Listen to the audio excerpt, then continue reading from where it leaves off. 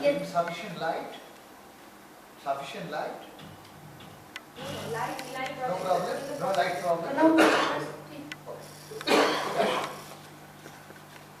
यदि देखा जाए तो प्राचीन काल से लेकर वर्तमान समय तक के संगीत गायन के आलाप की स्थिति में अनेक परिवर्तन एवं परिवर्तन हुए। साउंड टेक को गाड़ी दो।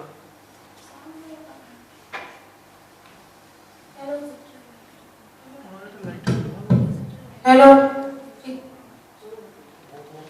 এখানটা লাইট দিলে ভালো হতো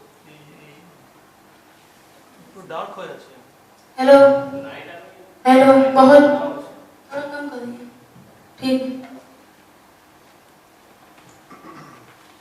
यदि देखा जाए तो प्राचीन काल से लेकर वर्तमान समय तक के संगीत गायन के आलाप की स्थिति में अनेक परिवर्तन एवं परिवर्तन हुए। सृष्टि के प्रथम दिन से ही संगीत का अस्तित्व सामने आया। संगीत को धर्म, सभ्यता एवं संस्कृति से जोड़कर ईश्वर प्राप्ति का प्रमुख माध्यम माना गया। सामाजिक परिस्थितियों के फलस्वरूप संगीत में भी बदलाव दिखे। प्राचीन काल में भारतीय संगीत में गीत के दो भाग प्रचलित थे, गांधर्व एवं गान। वैदिक कालीन संगीत की आध्यात्मिक एवं पारलौकिक धारा के साथ ही गांधर्व संगीत की लौकिक धारा प्राचीन काल में प्रवाहित होती रही तथा गान में लोक रुचि के अनुकूल परिवर्तन संभव था। गान में आलाप के दो प्रकार थे, निबद्ध गान, अनिबद्ध गान। निबद्ध गान में जो कि नियमबद्ध आलाप होता था और अनिबद्ध गान में आलाप के चार चरण थे।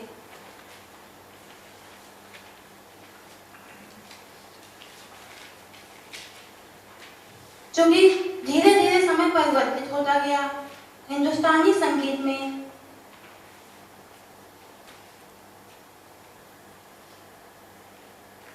हिंदुस्तान में संगीत पद्धति का विभाजन हुआ। कर्नाटक संगीत के गायन में निबद्ध गान के अनुसार ही आलाप होता रहा। राग विस्तार के अनिवार्य अंग आलाप तान में से आलाप को हृदय पक्ष अथवा भाव पक्ष का स्थान दिया गया, क्योंकि राग का माधुर्य वास्तव में राग के आलाप द्वारा व्यक्त भाव रूप में निहित रहता है। परंतु आज ख्याल गायक प्राय राग का थोड़ा सा विस्तार करके अथवा मुख्य स्वर समुदाय गाकर बंदिश शुरू कर देते हैं और तत्पश्चात तानों के प्रयोग से श्रोताओं को चकित करने का प्रयास करते हैं। इससे राग का कला पक्ष तो निश्चय ही बढ़ जाता है, किंतु राग की आत्मा अथवा भाव रूप गौड़ ही रहता है। आत्मानंद के लिए कलाकारिता नहीं अपितु स्वरों की मार्मिकता अनिवार्य है। कुछ ही दशक पूर्व की संगीत साधना में गांभीर्य, एकाग्रता, चैनदारी, आलाप प्रधान गायकी की जगह आज ताने, तिहाइयां, सरगम व सवाल जवाब इस तरीके की भरमार होती जा रही है। भरतकालीन संगीत में ठाट बनाने के लिए अर्थहीन शब्दों का उच्चारण करके आलाप द्वारा स्थायी स्वर को स्थिर करते थे। इस प्रक्रिया को उस काल में उपवहन कहा गया। नान्यदेव, शारंगदेव, कुंभा जैसे प्राचीन ग्रंथकारों ने जाति के प्रस्तावों में आलाप का प्रयोग किया। उस समय शास्त्रोक्त नियम का पालन करते हुए अपने अंग स्वभाव के अनुसार राग विस्तार करने की स्वतंत्रता रागालाप से ही प्राप्त होती है। उपयुक्त विवेचन प्राचीन नियमों के अंतर्गत है। आधुनिक युग में तो आलाप गायन में किसी भी प्रकार का नियम या प्रतिबंध नहीं रह गया। अनुमानतः जहाँ तक मेरा विचार है कि अधिकांश गायक या वादक प्राचीन आलापी नियम से भली भांति परिचित हो शायद संभव नहीं है। पंडित भाटखंडे जी ने भी कहा है, हमारे गायक कोई भी गीत गाने से पहले उस गीत में लगने वाले राग स्वरूप का थोड़ा सा दर्शन कराते हैं। इसी को बचाव में आलाप कहते हैं। उन्होंने यह भी कहा कि राग के आलाप में निम्नलिखित बातें दृष्टिगोचर होनी चाहिए: ग्रह, अंश, न्यास, अपन्यास, तार, स्थानावधि, मंत्र, स्थान, स्वरों का अल्पत्व, बहुत्व, राग का अवरुत्व, साधुत्व इत्यादि। यदि गायक इतनी बातें दिखा दे तो आलाप पूरा हुआ समझो। ये बातें तो पंडित भातखंडे जी ने अपनी पुस्तक में कहा है। वर्तमान समय में भी अनिवार्य गान के अंतर्गत आलाप किया जाता है।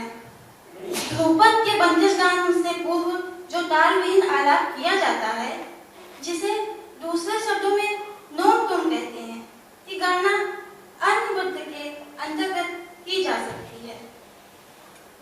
किंतु वर्तमान समय में आलाप के इन चारों चरणों का विधिवत प्रस्तुतिकरण आज के बहुत कम गायक करते हैं।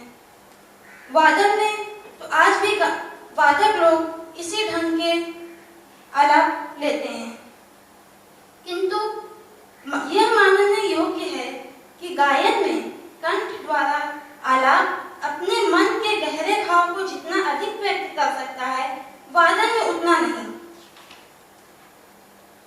ध्रुपद अंग के आलाप में प्राचीन स्वस्थान नियम का प्रभाव अभी भी विद्यमान है। ध्रुपद अंगी आलाप में संचारी का भाग लयबद्ध बिना ताल के लय बढ़ाकर किया जाता है। इसे वादन में जोड़ आलाप कहते हैं। आभोग में आलाप का लय और बढ़ जाता है। स्थायी आलाप, विलंबित संचारी आलाप, मध्य लय और आभोग द्रुत लय है।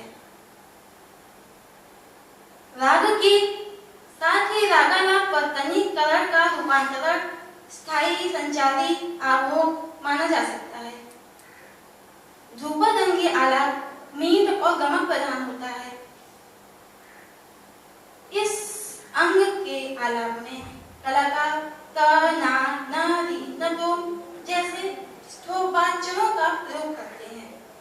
इसमें आलाप गंभीर एवं प्रभावशाली होने के साथ लय के कच्चे धागे से गुंथा रहता है। ख्यालांगी आलाप में गीत के साथ कर्ण, खटका, मोहकी, मींड आदि अनेक अलंकरणों से युक्त आलाप करते हैं। इस अंग के आलाप में आकार युक्त आलाप तथा बोल आलाप प्रमुख है।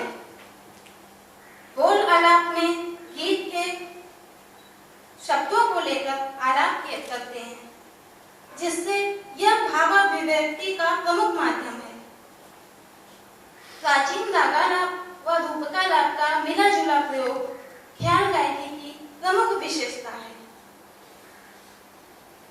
हिंदुस्तानी शास्त्रीय संगीत में प्राचीन काल से लेकर आज तक जाति गायन, ध्रुवा गीत, ध्रुपद, धमाक, ख्याल, टप्पा, तराना, ठुमरी आदि सभी संगीत शैली प्रचलित हुए तथा इन शैलियों के आलाप का स्वरूप तथा उनका गायन तरीका बदलता रहा। आज अनेक गायकों को आलाप, रूपक, आलप्ति, अशितिका इनके भेद अवगत नहीं होते। जो अधिक कुशल होते हैं वो रागों में आविर्भाव, तिरोभाव करने का प्रयत्न करते हैं, परंतु इस प्रयत्न में